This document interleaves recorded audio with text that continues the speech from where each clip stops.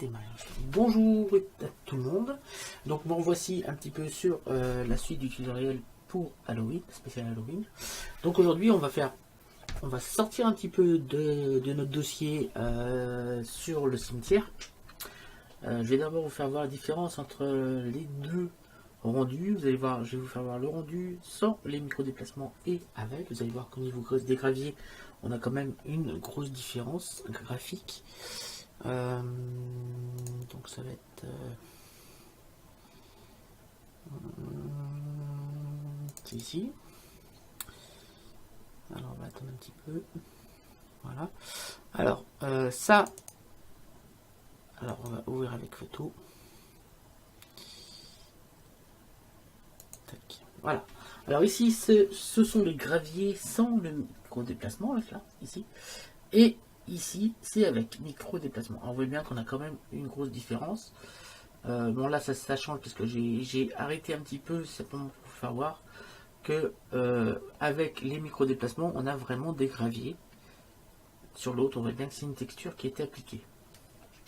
Malgré qu'on est ici quand même, si on peut zoomer dessus, on verra qu'on a quand même une carte de normale avec du relief, mais vous voyez bien qu'avec le micro déplacement on a quand même quelque chose de beaucoup plus réaliste. D'ailleurs, moi j'ai pas besoin de les retoucher derrière. Alors, vous voyez bien également que si on compare par rapport à cette image où on avait pas mis de texture sur le sol, ici on a un éclairage parce qu'en fait la luminosité de la lune reflète sur le blanc, parce qu'en fait quand il n'y a pas de texture c'est comme s'il y avait du blanc, reflète sur le blanc du sol et vient éclairer notre surface, ce qui n'est plus le cas.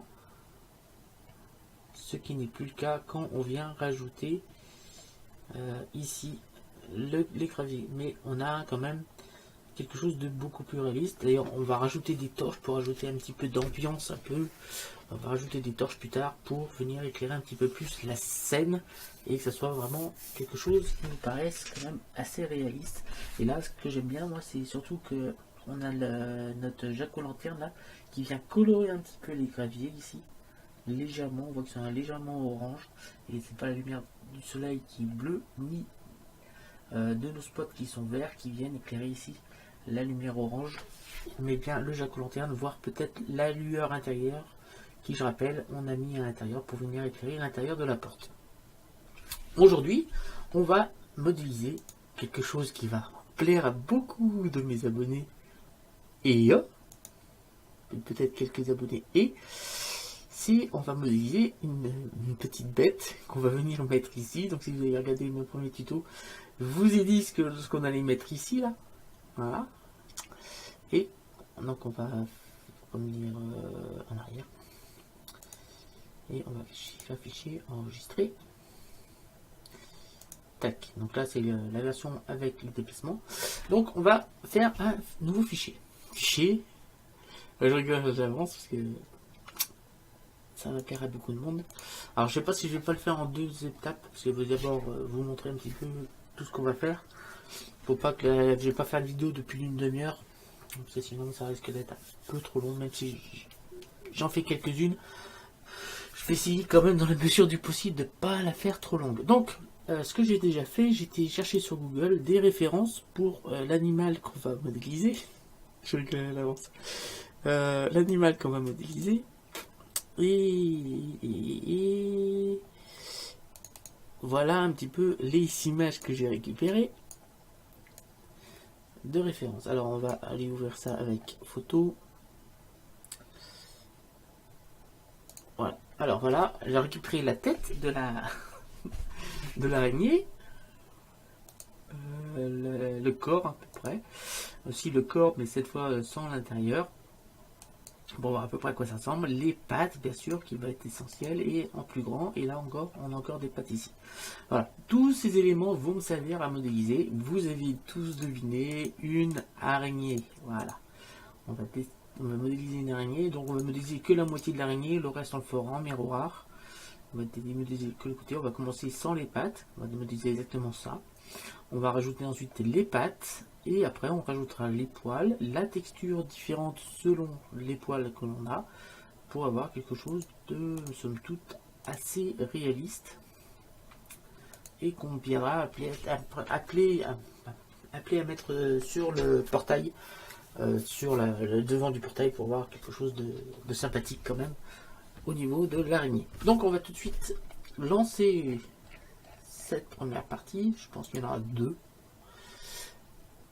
On va aller sur l'image de fond et on va tout de suite aller chercher dans mon tuto araignée, donc fichier tuto araignée. On va aller chercher cette image là. On pourrait aller chercher en PNG, mais je pense qu'en blanc ça sera mieux. En plus elle est en plus grande taille celle-là. On va ouvrir l'image. Voilà, on va se mettre sur la vue 1 et sur la vue 5. Pour l'instant, on va pas lui donner. On va, si on veut lui donner une taille, ça sera beaucoup mieux. On va déjà chercher un Shift A, Mesh, plan. On va faire une araignée de 15 cm.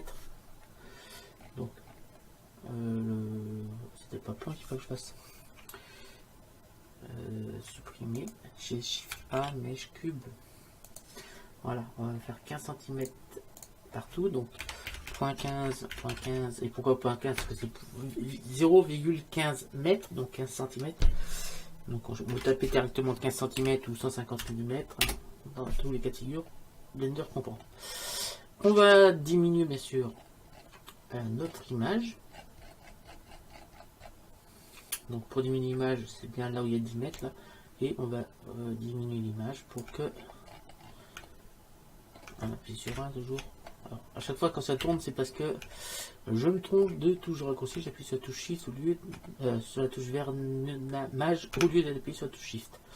On va se passer en fil de fer, donc Z fil de fer, et on va encore diminuer l'image. Donc je pense que avec 15 cm, on sera dans le monde de la vérité. Alors on va mettre 16 cm.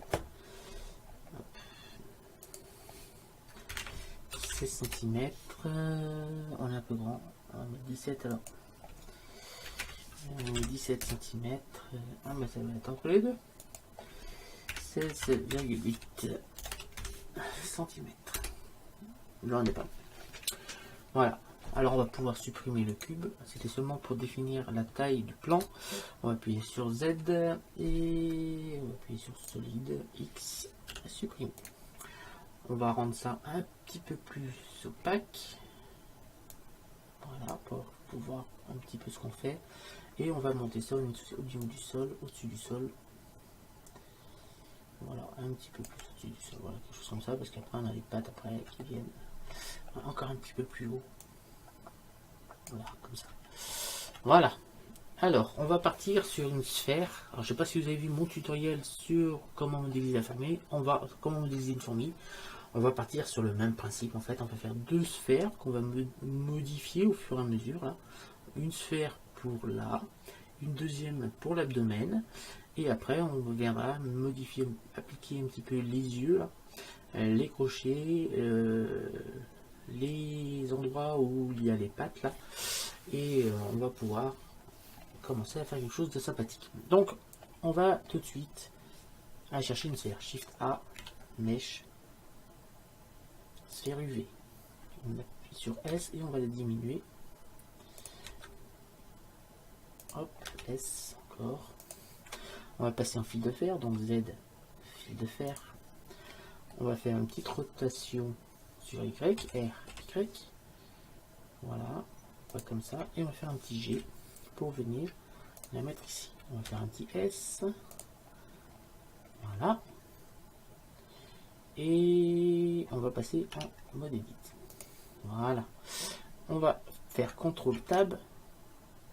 Et on va sélectionner les vertex.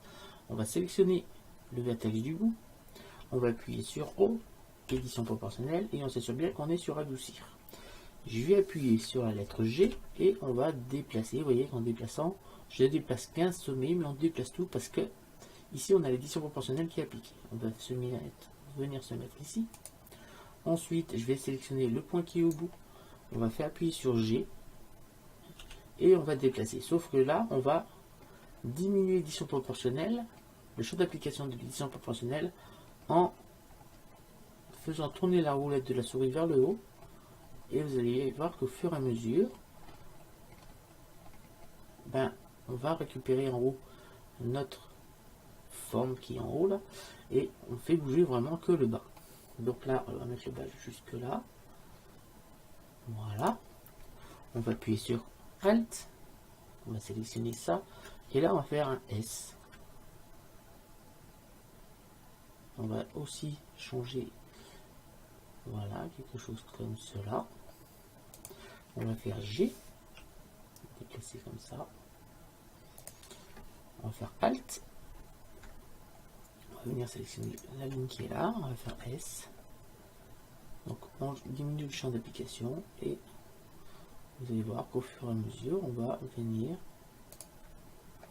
Alt.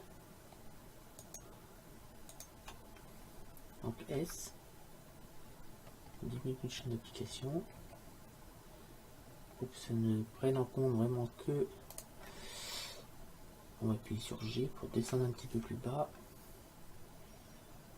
Voilà, comme ça on va faire S pour le remonter. Alors pas trop, je vais trop descendu en bas. On va appuyer sur G. Voilà, quelque chose comme ça. Ici on appuie sur Alt. Sur G, on va descendre un petit peu. Voilà. Alt. S. On va d'abord descendre un petit peu G. Voilà, comme cela. S.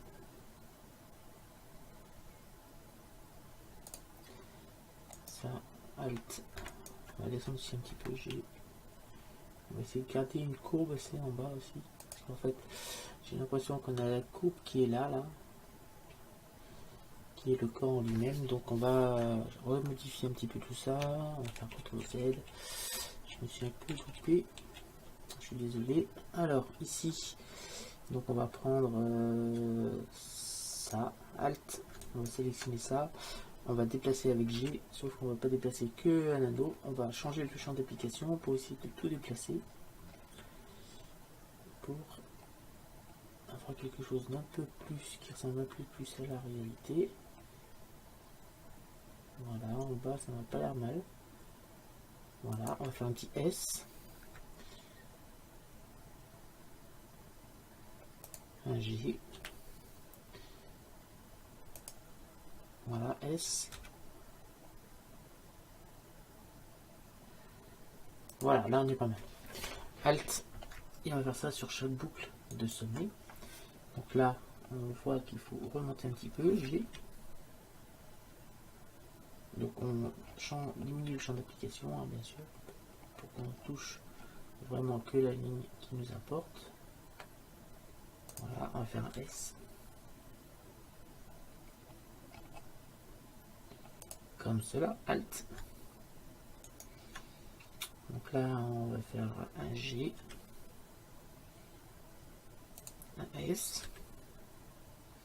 J'appuie sur la touche Shift hein, pour diminuer l'effet de la mise à l'échelle. Alt. On clique. S. Un S seulement suffira ici. Donc Alt. On va descendre un petit peu. G.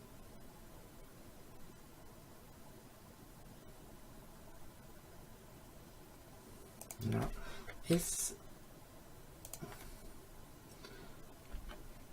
Alt. S.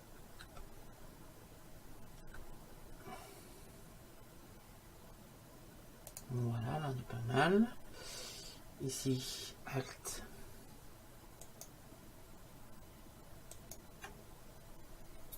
G. Comme ça, S. Voilà, on a quelque chose de sympathique. Là, on va faire un autre cut, donc on fait un petit CTRL R ici. S. Diminue champ d'application. Hop, G. Voilà. Alors, Alt, là, il est mal mis. G. S. Vous voyez, j'essaye de suivre les traits en haut et en bas. Alors, cette technique, en utilisant les loop cuts et l'édition proportionnelle, c'est une technique que j'ai mis en place pour modéliser la fourmi, qui permet, vous voyez, de modéliser non seulement avec une seule image, on modélise en 3D sans aucun problème. Ici, on a modélisé vraiment toute la tête de l'araignée. Et oui, là, c'est toute la tête de l'araignée. Sans aucun problème, pourtant on est parti seulement d'une image 2D. Donc on n'a pas encore terminé. Hein. On va bien sûr s'appliquer. Donc là on va faire un petit S seulement. Là le deuxième on va faire un S et un G. Donc G. On va descendre un petit peu. Je crois que le G suffira. Je crois que le G suffira peut-être bien. Voilà. Comme ça. Alt. Là on va faire un S et un G. Alors j'essaye que la courbe qui est en bas soit assez régulière. On va essayer de suivre toujours cette courbe là. Et en haut, on va faire les mises à l'échelle pour suivre la forme du haut. Donc Alt, là, G, on va descendre un petit peu. Pas comme ça, on va faire un S.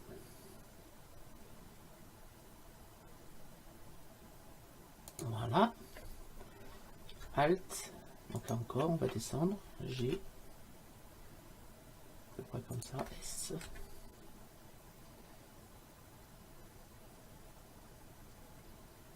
Là, G, on va remonter un petit peu. Voilà. Alt. Donc pour l'instant, on ne se soucie pas des yeux. Hein. On les rajoutera après. S. G.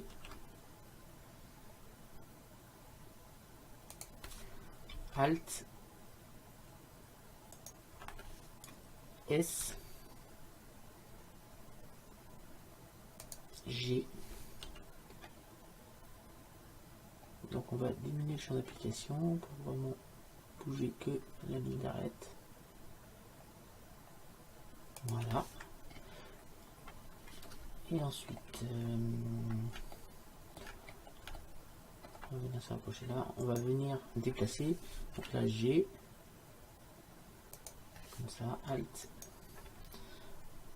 G. S.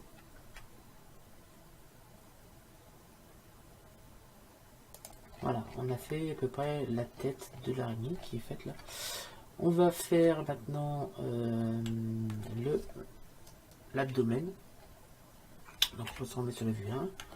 Hop, on va remettre une autre sphère. Shift A, sphère UV.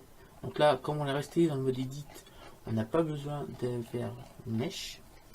On va appuyer sur S. On va faire une rotation sur Y. RY et on va venir tourner. Alors ça tourne derrière parce qu'on a l'édition proportionnelle qui est activée. On va appuyer sur O pour la désactiver pour l'instant. RY. Alors on recommence. RY. On va tourner. Quelque chose comme ça. On appuie sur G et on va venir. On va tourner dans le sens RY. Je vais mettre la tête en haut là. Quelque chose comme ça. On va essayer d'aligner. Alors, RY, ce qu'il faut faire, c'est que l'axe qui est sur la domaine qui fait ça là, eh ben, ça soit l'axe de la sphère. Comme ça, on sélectionne seulement ce point. Je vais activer et réactiver l'édition proportionnelle, on appuie sur O et je vais déplacer avec G ce point jusqu'au niveau de l'abdomen. Et en augmentant le champ d'application, vous voyez le petit anneau avec la roulette de la souris en la tournant vers le bas, je vais mettre toutes les courbes comme il le faut au niveau de l'abdomen. Vous voyez que tranquillement on vient créer notre abdomen et on vient jouer également sur l'autre. Voilà. Alors on va faire un petit G quand même parce que là on va venir mettre ici comme cela et maintenant on va faire comme tout à l'heure, on va reprendre une à une toutes les lignes d'arête et on va leur donner leur bonne taille et leur bonne position.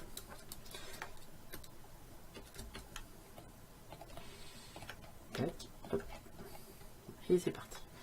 Donc on fait déjà tout de suite prendre la première, Alt, S. Donc là on diminue tout, pour l'instant ça me va. Pas trop, voilà, ça suffit. On va changer le champ d'application. Alors on va faire comme ça pour l'instant. Là on va faire un S encore. On va diminuer et on va cette fois changer le champ d'application. Ça concerne vraiment que la dernière. Voilà. S, G. On va monter un petit peu. Voilà, on essaie de suivre les traits. Alt. Donc S, G. Vous voyez qu'en haut, en bas c'est passé S. En bas c'est quasiment plat. G. Voilà, Alt. S. G. Alors je vais vous montrer une petite technique ici. En fait, la technique pour quand on fait une mise à échelle avec en bougeant les... ben, c'est simple, il faut que le dernier vertex par rapport au trait, l'espace qui est entre le trait noir du dessin et le dernier vertex, dernier sommet, soit égal en haut et en bas. C'est-à-dire que là on a le même écart ici et là. Donc à ce moment-là on fait un petit S et on va tout simplement, en bougeant un, on va se retrouver les deux sur le bon trait. Donc on peut faire ça à l'entrée, on fait Alt, je fais G, et là j'essaye de placer mon trait de manière à ce que justement le dernier sommet avec le trait ici, la distance qui sépare le trait noir du point jaune, du dernier point jaune ici et ici soit la même. Ensuite, une fois qu'on a fait ça, on a fait S et on va créer ceci. Et on fait ça jusqu'au bout. Alt, G, S,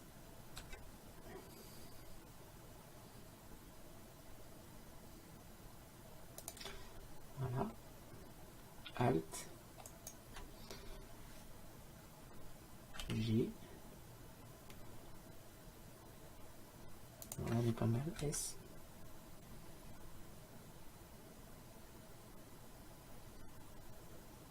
G. Il ne faut pas hésiter à le faire en deux fois, hein, même si ça tombe pas juste, hein, parce que c'est S, Alt. Donc là on s'assure, on va peut-être décaler un peu vers le haut. S.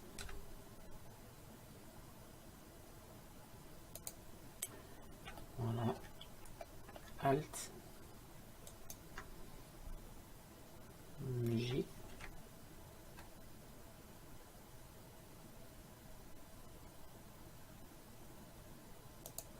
S.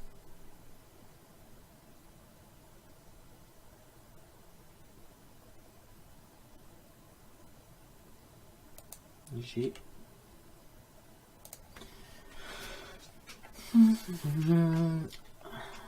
Alt. G. S.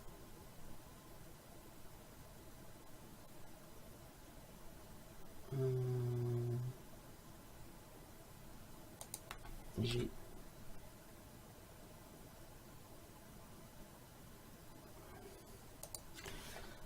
Alt.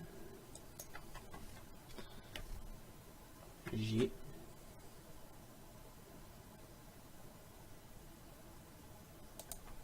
S. Ensuite, on va pouvoir désactiver l'édition professionnelle parce qu'elle risque de nous poser quelques petits soucis. Donc G. Le problème, c'est qu'en bas, c'est pas facile là. Je pense qu'il faut que je rajoute un loopcut S. Ouais, je rajoute un loopcut là. Donc là, on va appuyer sur O parce que si j'applique l'édition professionnelle, on risque de modifier les sommets qu'on a mis en place ici pour la tête. Donc O pour désactiver l'édition proportionnelle, on appuie sur Alt et on va continuer comme ça. Donc là, un petit G. Voilà, S.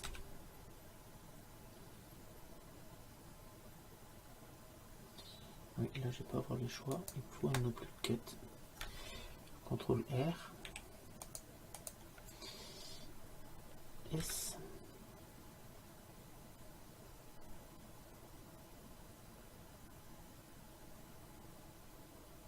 G.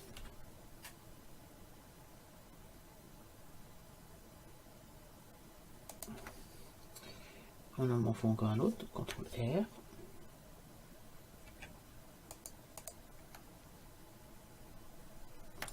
G.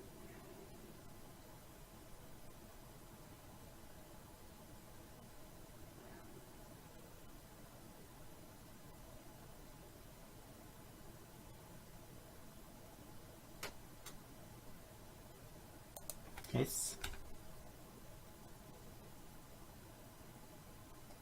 Voilà. Alt. S. G.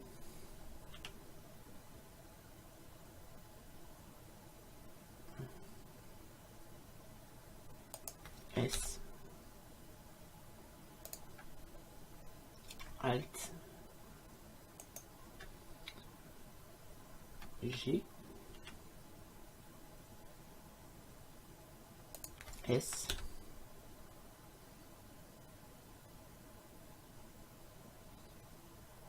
Voilà, Alt.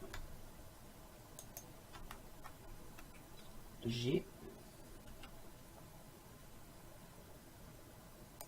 S.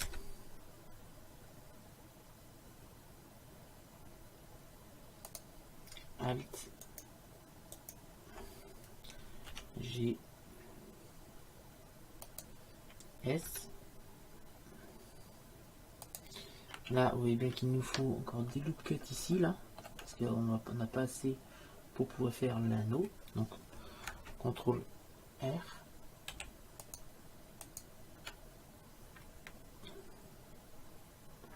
S.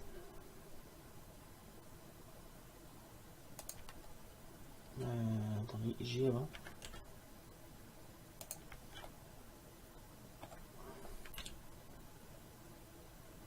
S. CTRL R encore.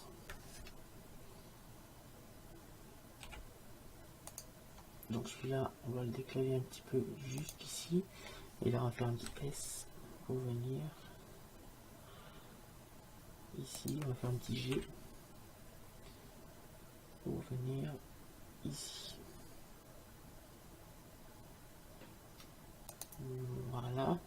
Alors, on va faire un petit S quand même. Il faut l'agrandir un petit peu. Pas trop. J'appuie sur Shift pour diminuer l'effet de la souris. Voilà. Alors, vous voyez qu'on a deux formes avec une forme plutôt bizarre. Mais alors, la forme bizarre, on va la corriger. En fait, c'est ici. C'est parce que j'ai fait une erreur. Je vais vous montrer.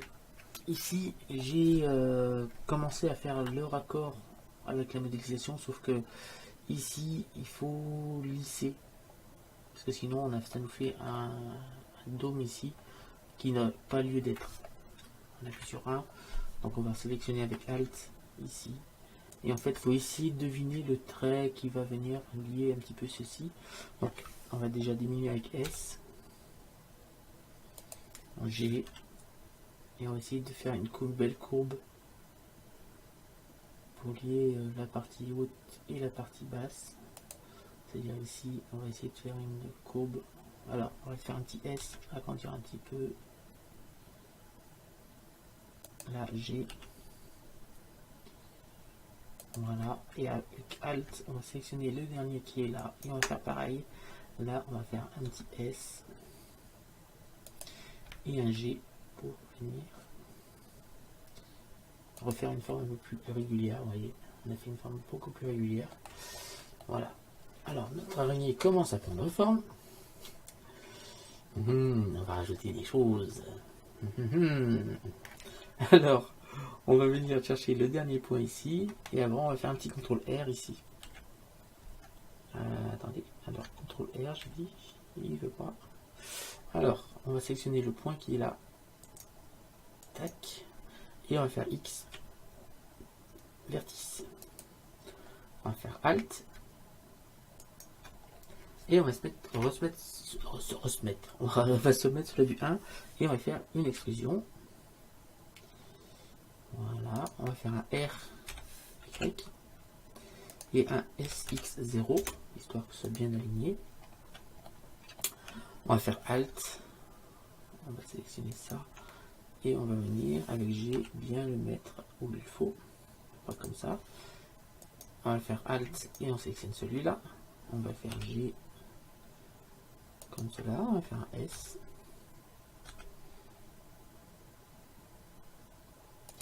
G. S. CTRL R. G. S. Voilà. Alt. E. S. G.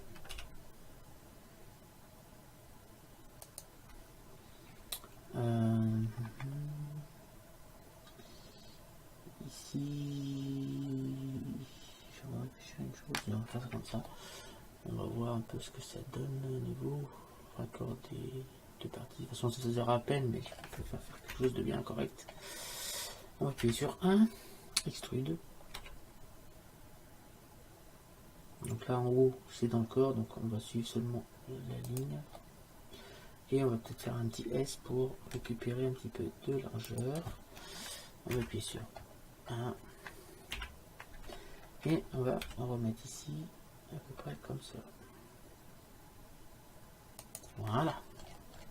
Alors ce qu'on va faire là pour assembler les deux parties du corps, c'est-à-dire la tête avec les muscles pour les pattes et l'abdomen en lui-même, on va mettre ces deux éléments dans des parties séparées. Donc j'appuie sur A, j'appuie sur la lettre L. Voilà, et je vais faire un P sélection. Voilà, on appuie sur tabulation, sur mode objet, et on est déjà rendu à une demi-heure de tutoriel, donc on va bientôt arrêter. Donc on est, voilà. Ensuite, on va sur, on appuie sur la lettre T pour faire apparaître les outils, on va sur booléen, et on va cliquer sur union. Voilà, ce qui a fait que les arêtes, les sommets qui étaient au milieu ont disparu, et ça nous a fusionné tous nos segments qui étaient au milieu, et là on a notre abdomen et la tête de l'araignée. Voilà, c'est la fin de cette première partie consacrée à la modélisation d'une araignée. Donc en l'occurrence on essaiera de faire ressembler à une tarentule ou à une mygale, on verra. Hein. Donc on a notre tête ici, on va après lui mettre les yeux ici, avec notre photo qu'on a du classe, comme ça on verra bien où il faut placer les 8 yeux. Oui, il y en a 8. Vous ne verrez pas, il y a 8 yeux, une araignée. Et des beaux yeux bien noirs, bien brillants. Et on a des petits crochets à venin. Après, on aura nos 4 petites formes d'où partiront les pattes qui se trouvent ici. Donc 4 de chaque côté, donc 8 pattes. Et après, on fera les fameuses pattes. Après, on rajoutera des petits poils dessus qu'on colorera. Et nous aurons terminé notre petite araignée. Voilà, pour l'instant, voilà où on en est resté. Donc je vais enregistrer ce fichier enregistré sous, et je vais l'appeler mygale. Voilà. Tac. Enregistré sous fichier Blender. Voilà. Je vous remercie de m'avoir suivi. Je vous dis rendez-vous très bientôt pour la suite de cette petite série consacrée à la modélisation d'une mygale, qui est elle-même une sous-partie de la série de modélisation consacrée à faire une scène pour Halloween sous Blender. Voilà, je vous remercie de m'avoir suivi, je vous dis rendez-vous très bientôt, n'hésitez pas à liker, à partager, à commenter, et activez également la cloche de notification, partagez bien la chaîne autour de vous, parlez-en autour de vous. Si les 710 abonnés qui sont sur ma chaîne en parlent seulement à 5, et que les 5 s'abonnent, on va tout de suite monter à 3500 abonnés. Voilà, c'est des mathématiques tout simple. Donc je vous remercie grandement de m'avoir suivi, je compte sur vous, salut à tous et à bientôt.